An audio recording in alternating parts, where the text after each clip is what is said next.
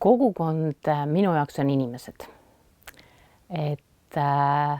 Inimesed on need, kes omavahel suheldes loovad selle kogukonna ja kui nad omavahel suhtlevad, siis tuleb ka parem üksteisest arusaamine, mõistmine, mis tähendab usaldust.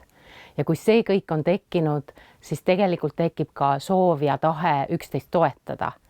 Ja see on see, mis loob selle tugeva vundamendi kogukonnale. On ta siis paikkondlik kogukond või tegelikult on ju neid erinevaid huvikogukond, staatusepõhised kogukonnad erinevad, aga suhted ja see, et me üksteist toetame ja mõistame, on üks oluline moment. Kogukondade arendamine praktikas tähendab tööd inimestega.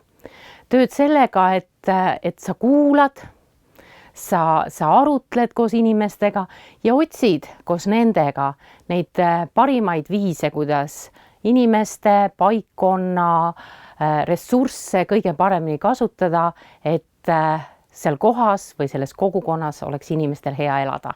Minu arvates on kogukonnatöö oluline juba seetõttu, et ainult nii saavad kõik inimesed märgatud ja toetatud, et ei ole ju mõeldav, et kas üks riik või omavalitsus igapäevaselt jõuaks inimesteni. Minu meelest on hästi tähtis, et ka inimesed ise märkaksid, kelle keskel nad elavad, kellega koos nad toimetavad. Ja seetõttu ongi oluline, et me pöörame tähelepanu üksteisele ja panustame ise ka, et meil oleks siin hea elada. Mina olen päris palju õppinud, eriti arvestades, et kui ma õppima tulin, oli mul 30-aastane praktika kogukondade teemal, siis tegelikult on see õppekava aidanud mul palju laiemalt näha, kuidas me kogukonda saame mõtestada, kuidas me saame inimesi kaasata, mis kõik mõjutab meid kogukondlikus tegemises, nii et mina olen tohutult palju õppinud. Minu tööd mõjutavad nad väga otseselt, sest ma olen praktikas kogukonna arendaja. Kõige enam olen ma tegelenud külakogukondade ja paikkondlike kogukondadega.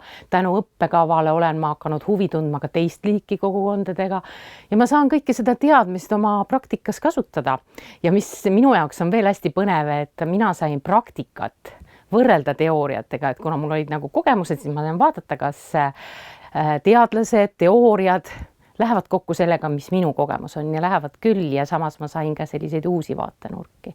Ma tulin siia sellepärast õppima, et esimest korda lõpuks ometi sai Eestis kuskil kogukondade arendamist õppida, sest kui mina 90ndate aastate alguses kogukondadega hakkasin kokku puutuma, siis ma pidin ju ise kõike välja mõtlema, et ega väga ei olnud sel ajal neid materjale.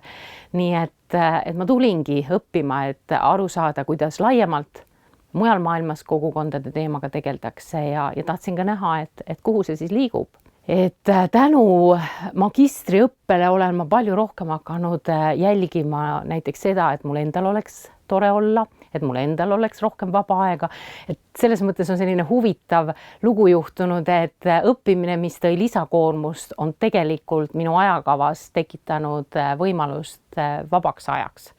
Ehk ma olen õppinud paremini oma tööd ja õpinguid ja vaba aega sidustama.